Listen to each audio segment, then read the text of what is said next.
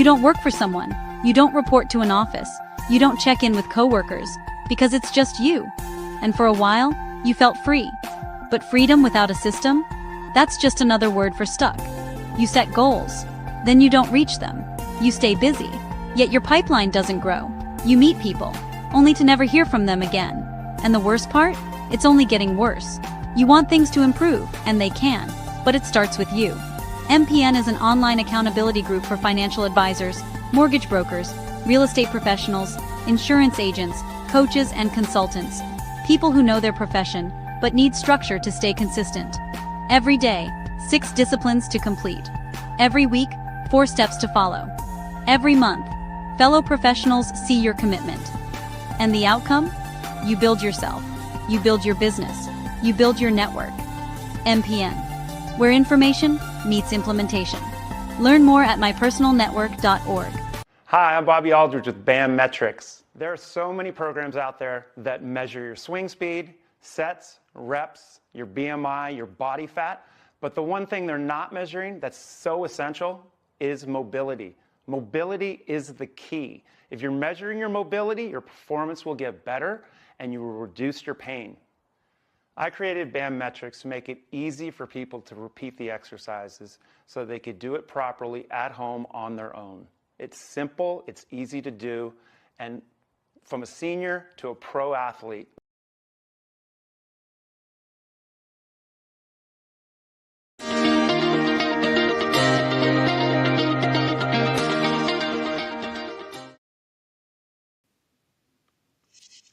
Well, welcome back, everyone, to another Mindful Monday. And I have a question for you. What if the very thing that tried to break you became the foundation for your greatest purpose? Today's guest is living proof that our past does not have to determine our future. Through some of life's toughest challenges, she discovered the power of finding her voice, reclaiming her freedom, and helping others to do the same. She has turned personal pain into purpose, creating safe spaces for healing, empowerment, and transformation. Her message is one of hope, courage, and belief that no matter where you've been, there is always a path forward.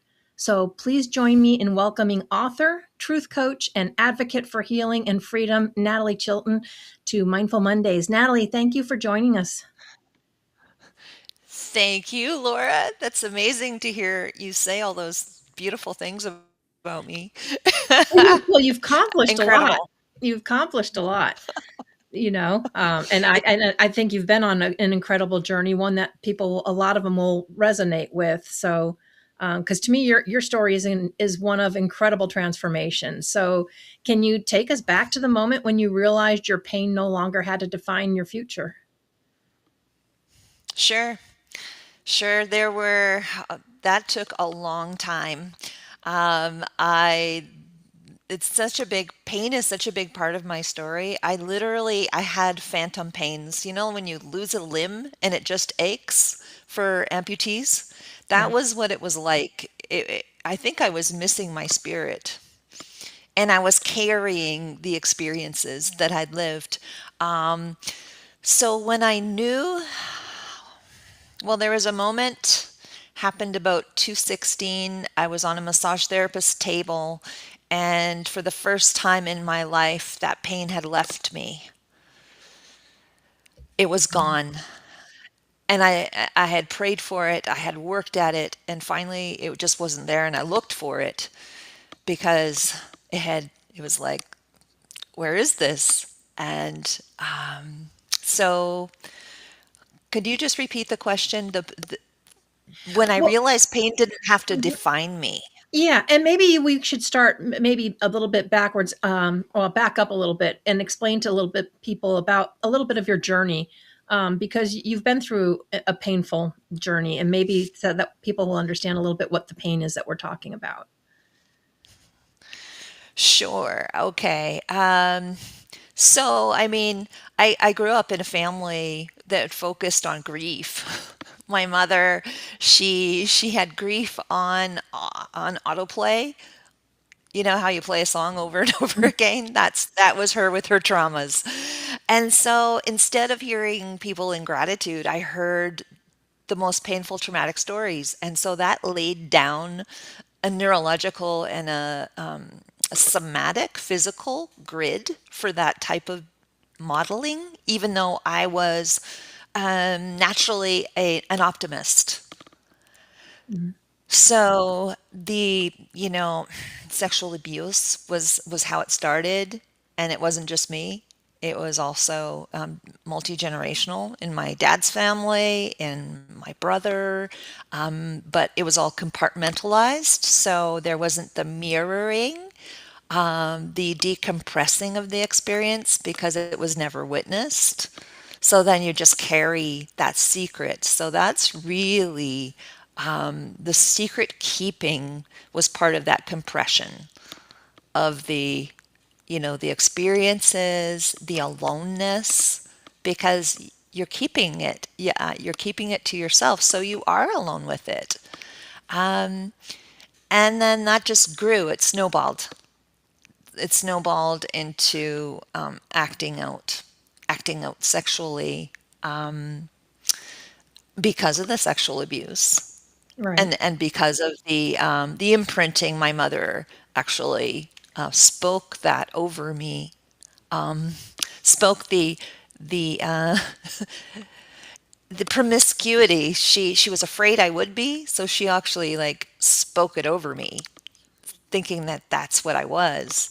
And then it's taking those things on and getting lost in a false identity and domestic violence, and then just the going on here, but basically when you take on those projections and then you hurt and then you start disliking yourself, because as children we take it personally. Oh, So, yeah. and then we attract others, then we attract it from the outside. So mirror, mirror on the wall, inside, outside, pain everywhere.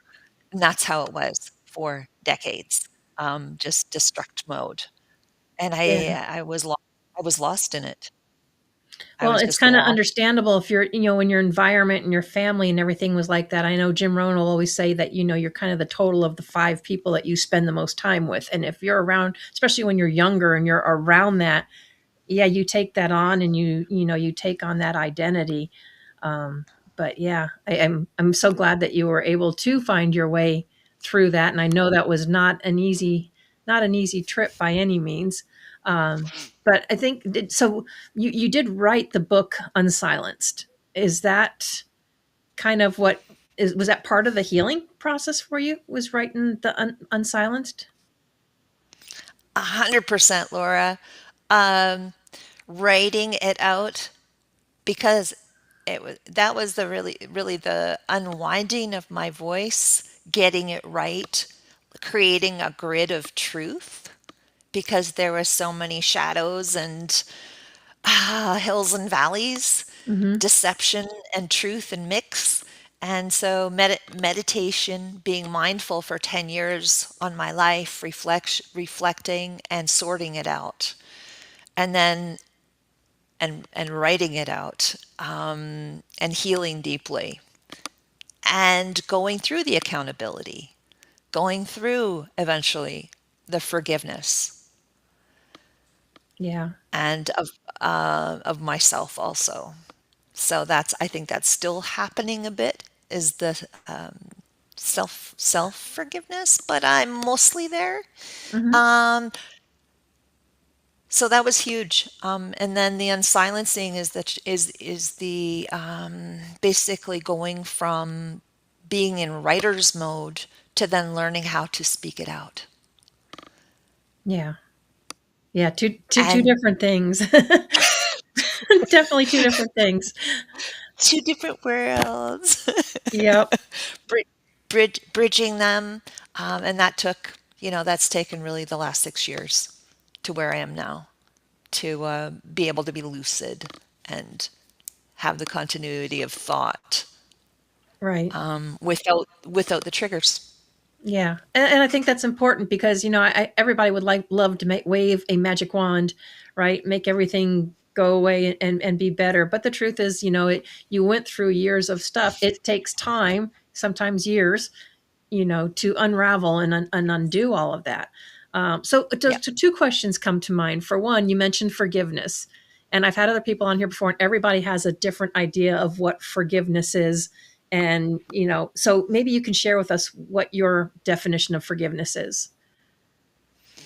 Okay. Forgiveness. Basically, signs that you have not forgiven, that you're still in it. And we are the ones, basically, when we're in forgiveness, we are the ones suffering in the toxicity. Because I think of it as a fountain. We are the fountain, and we drink the water first. So Yeah. when we're cycling in the bitter, and for me, I'm touching the unforgiveness first. So it's basically going back to the moments of trauma, thinking about it, which used to put me into a deep state of depression for decades, manic depression, that would not lift, but that Yeah. was really tied to my habits of visiting the trauma. So that took a long time to gain the mindfulness to finally realize, I think in about 2022, that I was doing this. And I was hurting myself. So that's the unforgiveness. We talk badly about the people. We when we think about them or we come across them, we want to avoid them. So it's like this dynamic that makes us want to hide, that it's like a fence. Unforgiveness is like this fence that keeps Mhm. us. And so when giving, forgiving for me, it was definitely a choice. Going back to the mindfulness, and there'd be like, it was like my body was so used to doing that action of remembering the bad things that it was like, it was really an addiction. So as somebody who's sober 15 years, it's like you go to the bar, you go to the bar. Well, Mhm. the bar was the unforgiveness.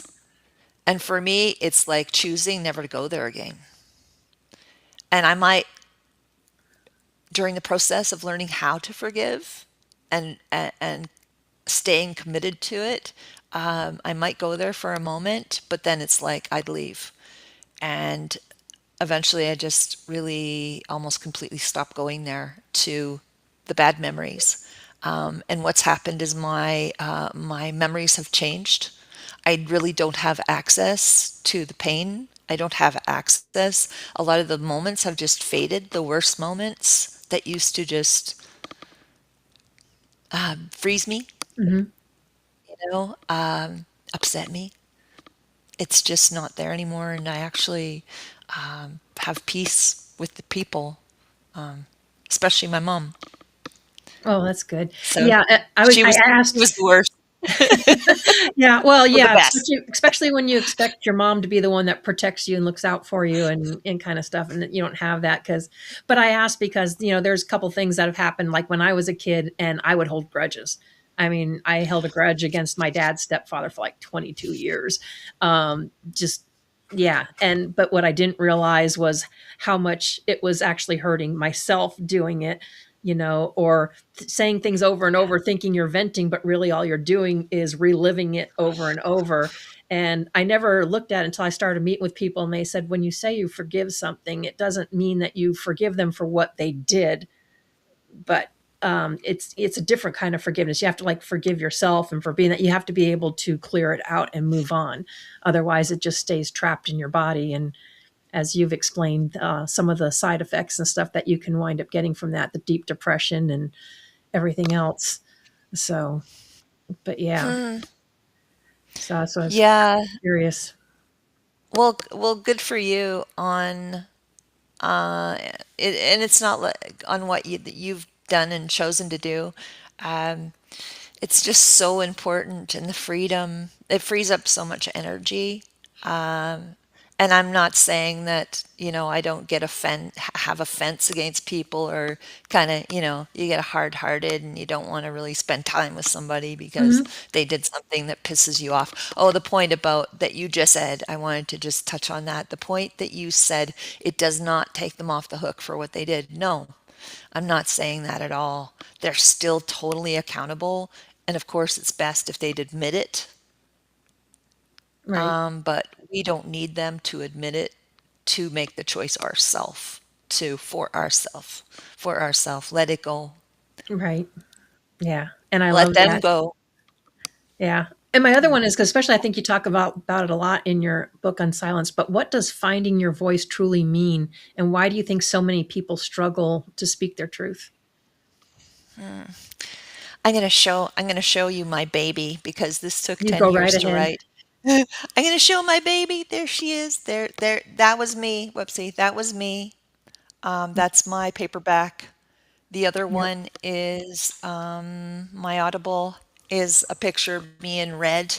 That was a photo shoot that I did in 2019, 2017 that was really key in my identity change. But you just said about finding my voice.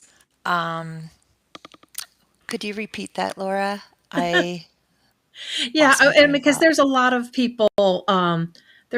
people that, struggle with that. So what I was wondering is what it means to you to really find what means to find your voice. What does it truly mean to you? And why do you think so many people struggle with it? Well, to find your voice, when you've to find it is amazing to actually have the ability to say yes or no, to ask for what you want. That's still a tough one for me, asking for needs, but I think it's really important for us to be honest. It's important that we say it because people are not mind readers. I'm still figuring this out, but the voice is huge in claiming our, in owning who we are, in exerting our influence, Yes. in expressing our opinion, in sharing who we are and what we're up to. Because if we keep all that locked inside, and for me, because my mother was a narcissist who covered the airways 99.5% with her own voice and never asked anybody to share anything because she was too busy loudspeakering herself. And so there just was no invitation to use my voice in that context. I was a singer as a young girl, so I'm very thankful for music class that was really a big part of me having a place to use my voice, and I'd sing really loud to fill the space as a little child. And it was encouraged and it was welcomed, Hmm. and I'm so grateful for those teachers who Yeah. didn't ever shut me down. They actually gave me solos. Hmm. They loved me, and I think that music was life saving. And I think a reason why people don't use their voice is because it's a habit of shutting down. And repression is so connected to depression. So Yeah. every time we repress, we hold it back because we're scared. And I still deal with that, feeling that childlike fear, asking for something or, a business deal, asking, negotiating. Oh my goodness. Well, I will tell you, you're not alone in that. I know a number of people that maybe not against yourself, but I think we're always, I know a lot of people that we're always happy to help, but when we need help, we have trouble asking. And it's for whatever reason, but it doesn't seem to come easy to many people. So I know you're not alone in that boat, but Hmm. yeah, I've always said music and dancing was my happy place. It just always kind of took me to a different world, and I'm so glad that you had teachers and people in your life that helped support that, because I think it was obvious an outlet that at least helped you find some sanity or keep some kind of balance for what you were going through. Yeah, 100%. Dancing too, like you. I was a yeah, huge dancer.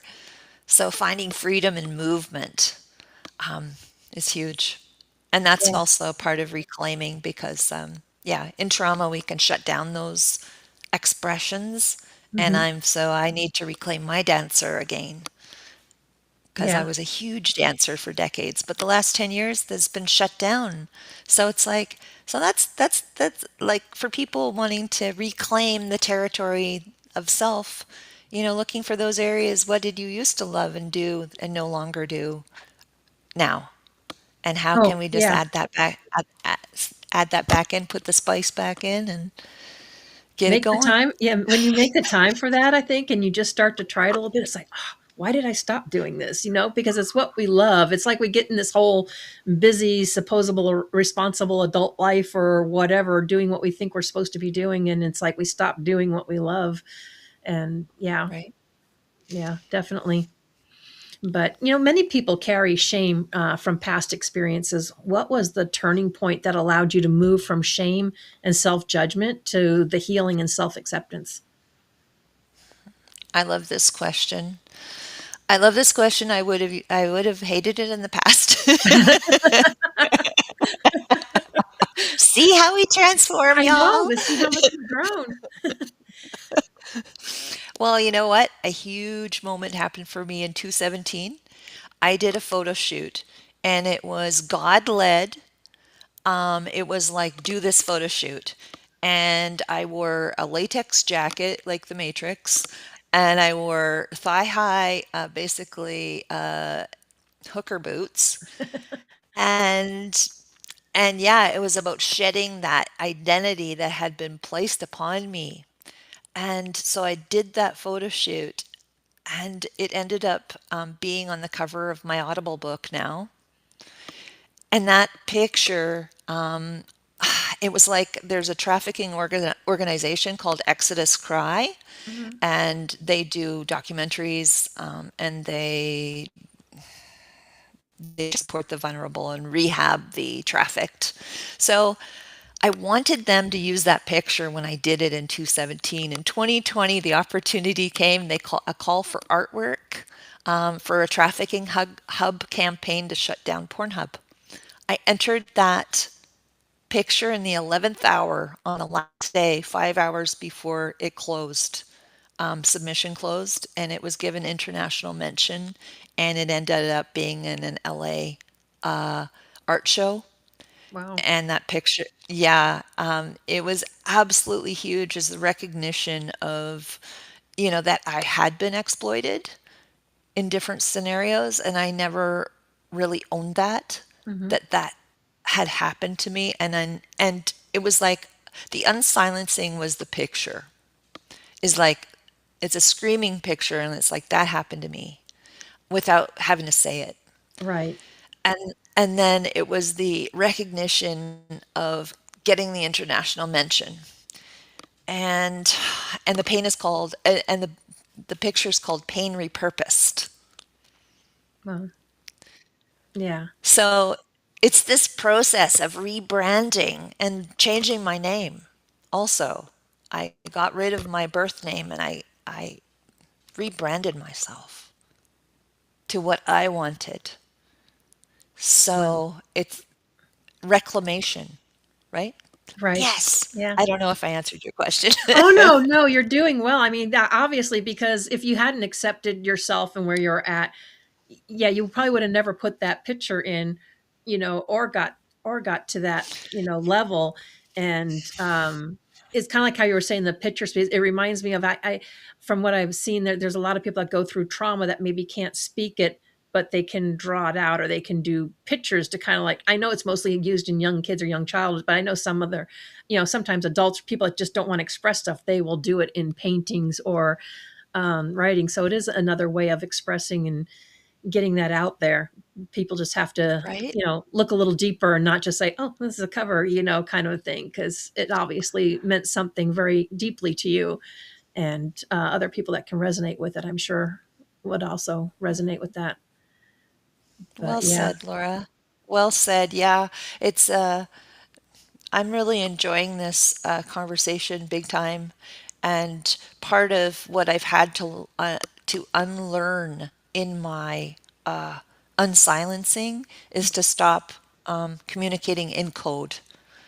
So using pictures, not saying things directly because that was a fear. And it was part of staying hidden and protecting myself. Yeah. But So look at you now. um, I'm seeing it, Beautiful baby. young lady, Thank beautiful you. young lady. She's got everything going for her. So, but yeah, so I mean, you have overcome trauma and the parental alienation and addiction. What lessons from those experiences might help someone who feels trapped in their own circumstances today? Lessons from parental alienation and addiction for people that feel trapped. Well, a huge part of it is isolating. So that's a very common thing to do because it's kind of going from both sides. It's both the abuser likes to isolate, the parental alienator, which is domestic violence. Their agenda is to isolate the recipient. Hmm. So it's very natural. And then the shame of being in that situation, you don't want to admit it that you think I got myself in here, you made your bed, lie in it, all those lies. Yeah. So I would say tell it starts with telling. So tell a friend, tell a stranger, tell a social worker, go to a domestic violence shelter, get on a prayer line, just start priming the pump of speaking the truth. Yeah. Even if, yeah, to start with, and then get into like a celebrate recovery or an addictions. So there's sex addiction, there's alcohol addiction. Usually people have a few flavors. So that's Right. how of addiction that we Yeah. hop from one to the next. Yeah. Get rid of one and Yeah. jump into another one. I've met a few people that have done that. I've had a couple of, battles and stuff, um, but eventually you kind of found your own culture, your own community, right? Or your own tribe of people. Did that help? Yeah, that was like a slow journey. So, I'm just going to return just a tiny bit, like Mhm. to a circle, to some kind of a circle, like a woman's circle at Celebrate Recovery, where you're hearing other people's stories because you think that you're unique and special in what you're dealing with, and you will find out that it's very common, often, and that there's just something special that happens. It really deflates the magnitude because we blow things up out of proportion when we're alone in it. And it's just like, oh, there are others. I am not alone. And that really helps. And then you said, Laura, you just said, oh, yes, finding a culture. So for me, it's been a slow journey of learning what safety is. Yeah. And I've had like a couple good friends, super safe, both domestic violence survivors, way back in the early 2000s. And they were two women who really, there was actually three, who really helped me begin to speak. I was pretty much nonverbal 25 years ago. Like I'd say a couple words, that was it. Right. And they had patience to listen to me, and they pursued me with love and friendship, and they were super safe people, and so that built a little bit of a grid in me, and then learning how to be safe myself, and then seeing it, seeing the empathy, recognizing, because I was brought up without empathy. There really was was zero empathy Well, yeah, I could or imagine. Yeah. or compassion. It was like, I remember, this is a trigger warning, but I remember stepping on a nail, having it like on a four 2x4 with a nail in it. My foot went like right to the board with that nail. Went. I had to like use my other foot to take my foot out off of the nail as like a 6-year-old child. I went a rusty nail. I went to my mother. We were at some party, and she Mhm. just said, "Just go away." She just go away. She didn't look at it, Wow. and I got the message, right? So it's really been, I've had to brainwash myself that I do matter. I look at the beautiful people like you here listening to me, having this symbiotic conversation back and forth. And it's just like, I take that personally that you would not be in my reality or life if I wasn't also.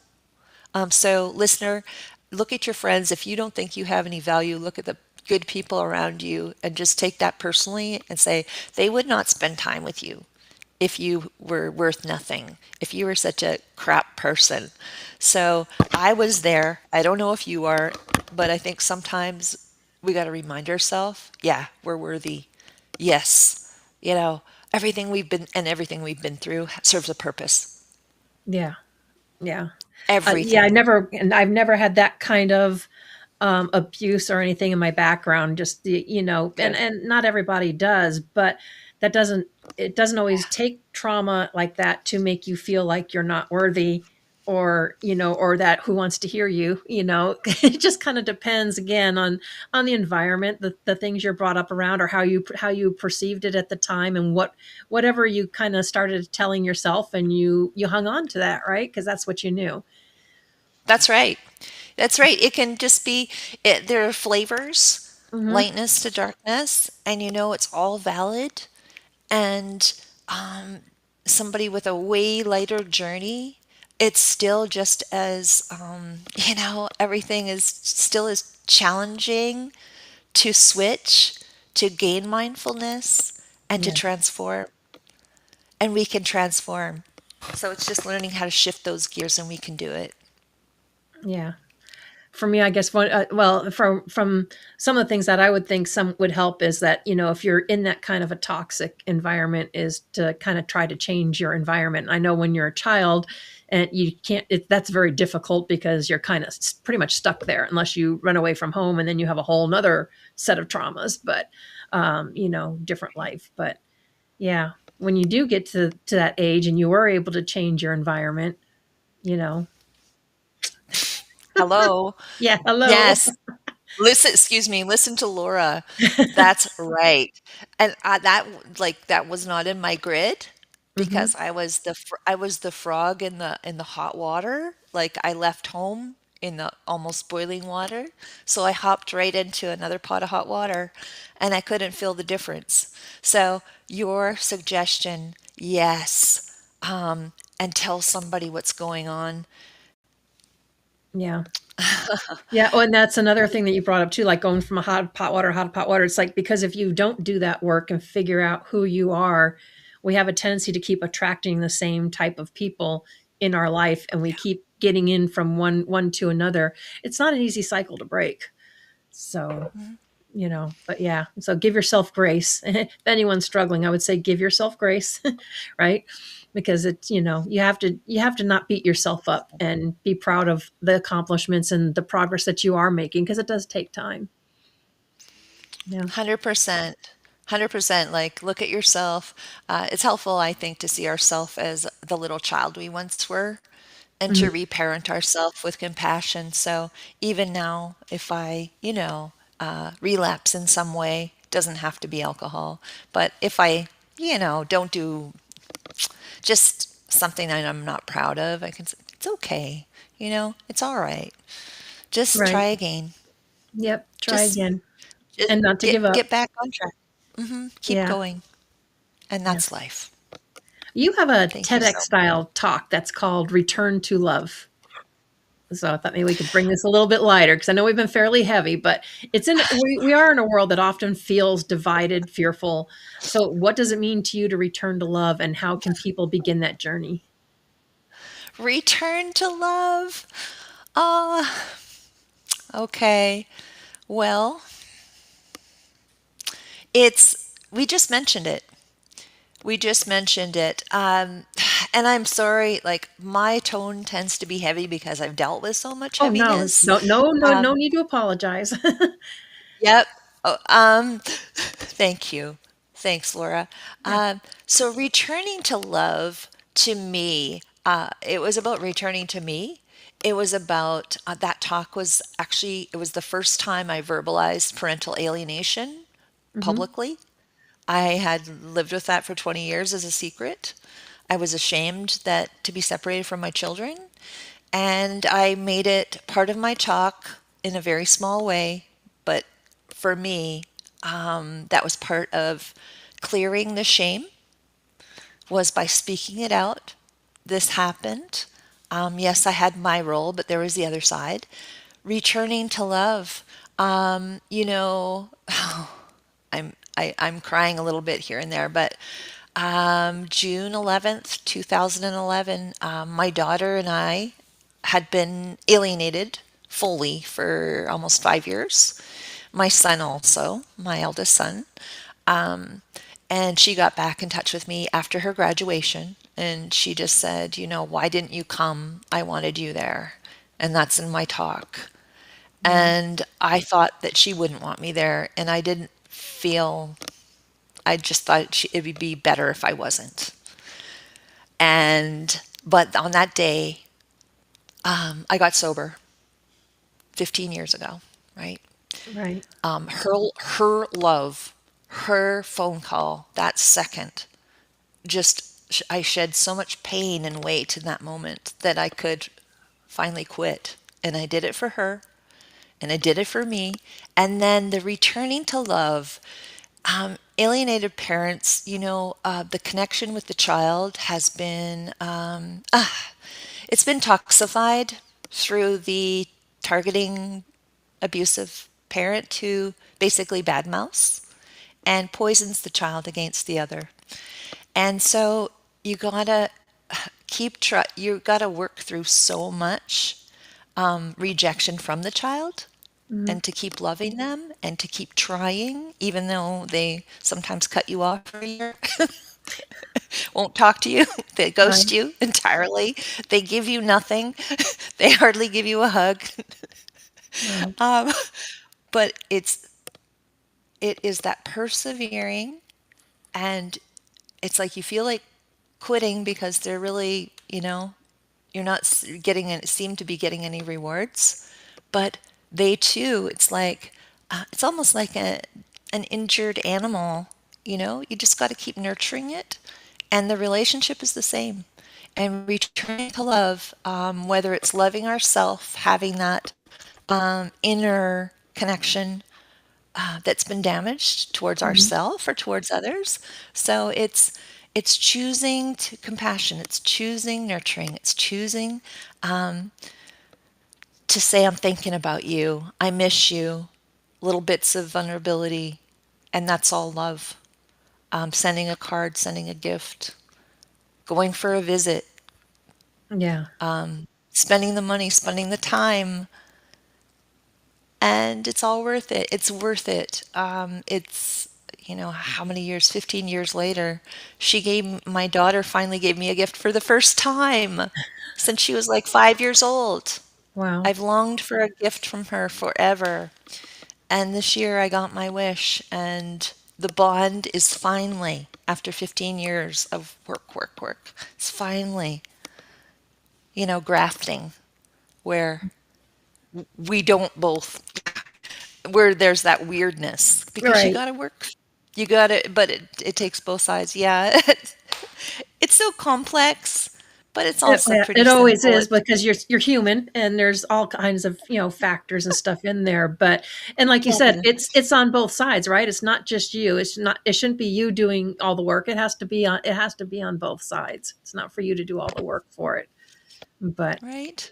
I'm so happy and excited for you. I'm glad that happened. But Thank you um so much. and Life is and never beautiful. apologize.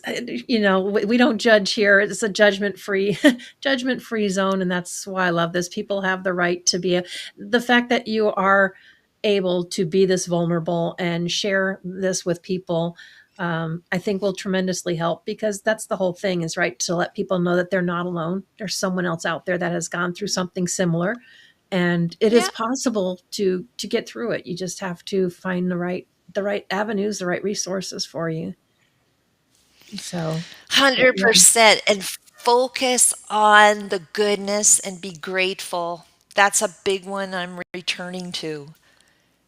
yeah, Is focus on the light that the is light. here, Yeah, the there is a beauty lot of that light is when you allow here, yourself to see it. right? Yeah, yeah, I love that.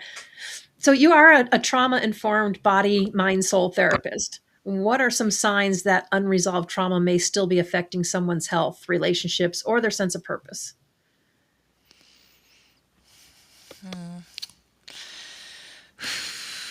Um, wow.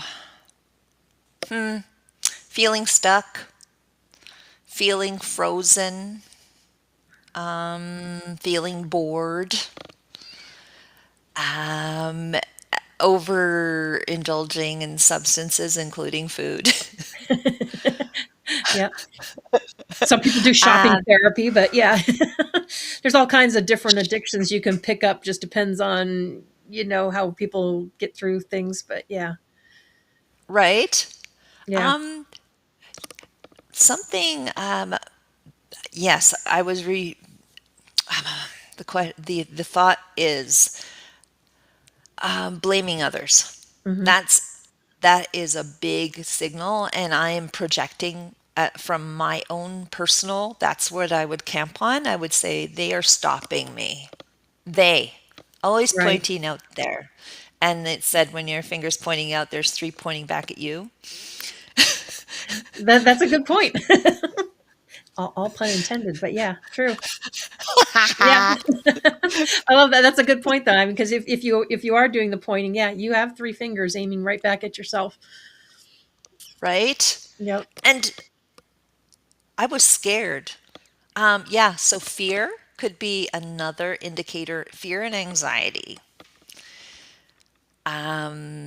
Definitely fear and anxiety, because under that lives the living emotions that you're not dealing with. Right. The probably the content you're avoiding, whether it could be low character, maybe we're jealous, maybe jealousy was a big part of my story. Yeah. Because I felt so insecure, I was just, I didn't think much of myself, so I was jealous of almost anything. I I'm can not re- jealous any. I So, can relate to some of that. Yeah. Yeah, but it right? happens, So and a those lot of were, times we don't even recognize the signs, and we just, we start to accept it as normal, and this is how it is. Or, as I've had some people say, "Well, that's the truth." Well, I was like, "No, that's the truth as you perceive it. It's not necessarily the truth." But yeah, right? yeah, Yes. Um, yeah. Just being triggered. yeah. Well, Yeah, being triggered out of proportion to an incident. That's a good okay, a red flag. So somebody does some little thing and you are furious, like 0 to 95. right, And it's like, but then it takes mindfulness to real a reflection to realize that you were overreacting. Because if you're kind of unconscious of it, you can't even see that you're overreacting. You just think, they're making me mad. right.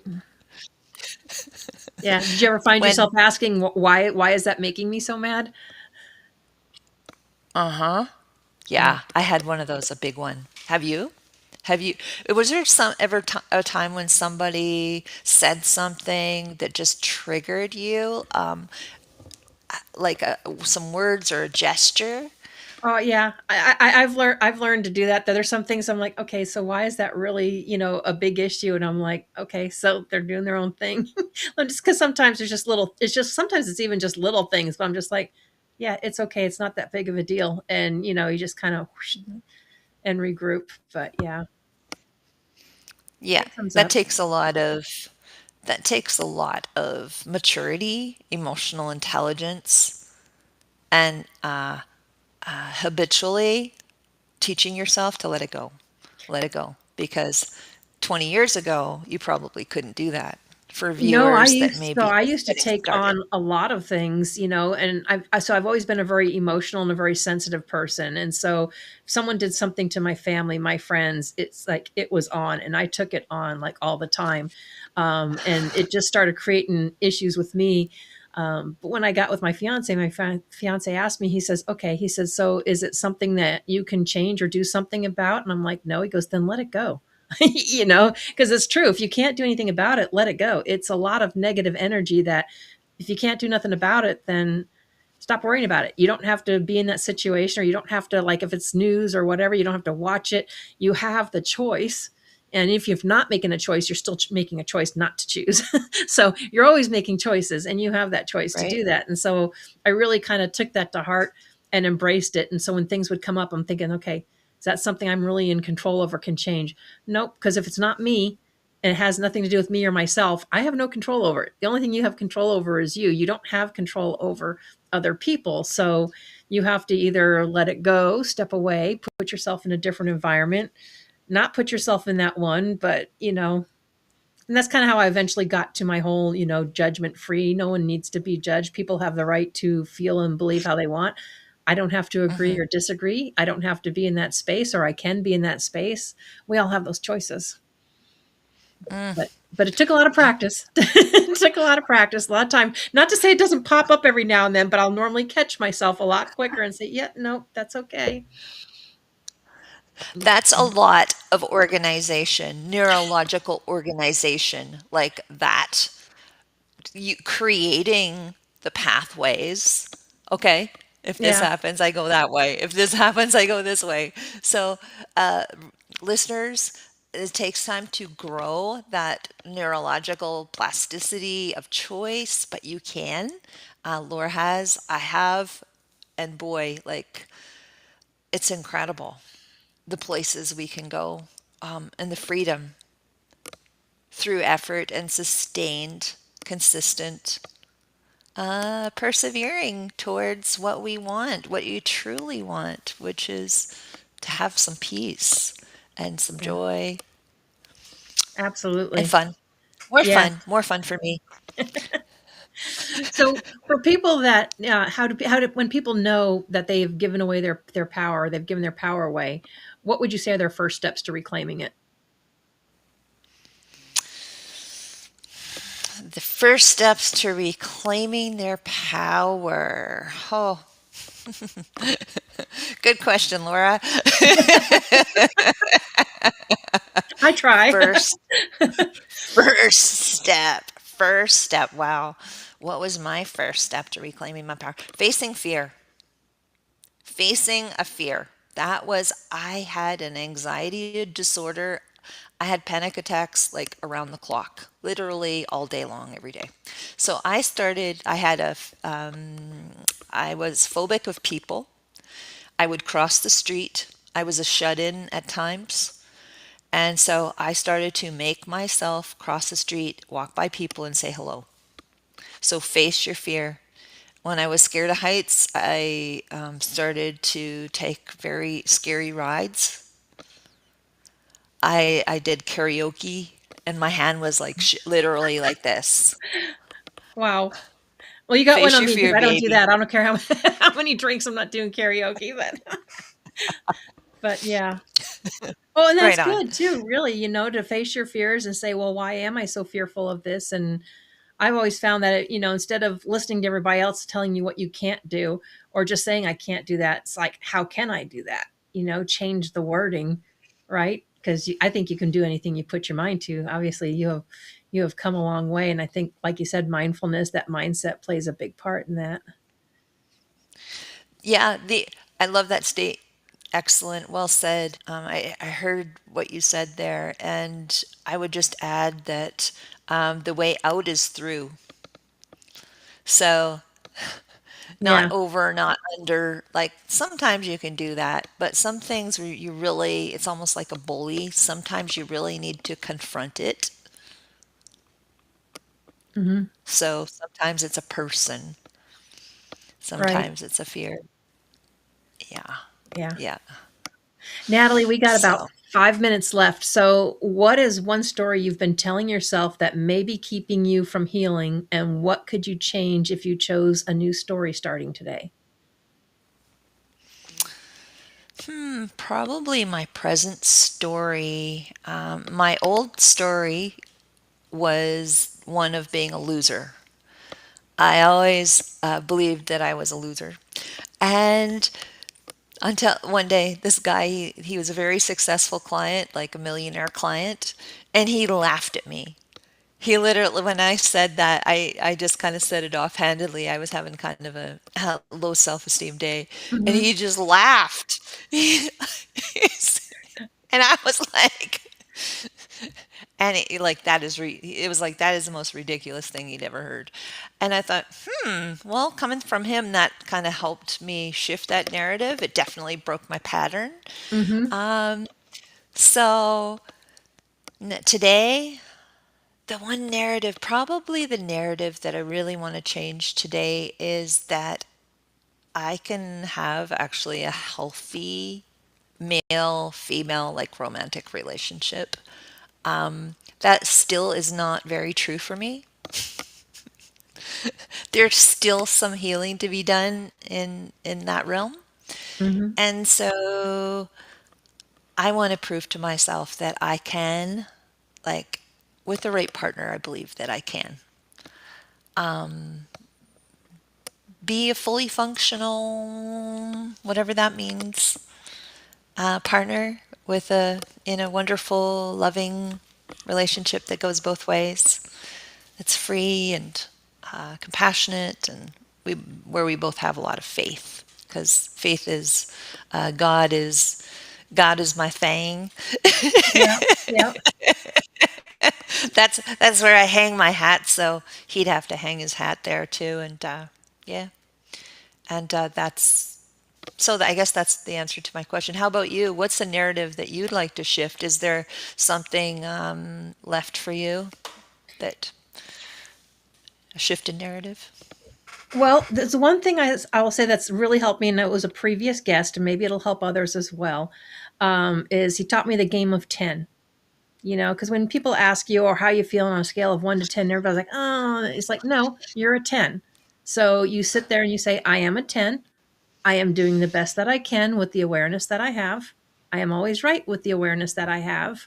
I am enough. I do enough, and I have enough. And so I've always practiced telling myself that. And if there's something that comes up that's like, okay, can acknowledge it, and then I can like put it on. You visualize a little altar in your mind. You put it in the altar, and then boop, you just boop, get rid of it. Don't need it and throw it away. So I've done that with a lot of different things. So and I find that helpful whenever things come up, just for me to just you know come back and block out any of the negatives. But I so really love that. Like for just this tiniest tip, because what I gave weren't really tips. What I would say really stabilizes me.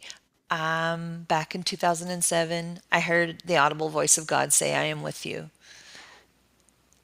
And I think a lot of people feel alone. And whenever I feel unstable, weakened, I just remind myself, you know, he is with me. Like, I am with you, is what I was told. And it's just like, just remembering that and leaning against that if we need a bit of support. And that to me makes a huge difference. yeah. Well, I want to thank you because we are out of time. But Natalie, for you to be so vulnerable and share your story with us and that show the beautiful soul that you are and stuff today. And you say you didn't share any tips, but I will guarantee you there was lots of tips in there that people picked up that can help them to start to get past that. So I want to definitely thank you for taking the time to be here with us, being vulnerable and sharing your message and your story. And anyone struggling, I would definitely encourage to get Nattalie's book, Unsilenced. It'll go into greater detail for you. Reach out to Nattolie. As you know, she can help you. So thank you so much, Nattolie, for Thank you. being with us today. Thank you, amazing Laura, to have this great conversation. And thank your listeners. Yeah, it was wonderful. Thank you, sweetheart. Everybody, have a wonderful Monday and enjoy the rest of your week, and we'll see you next time.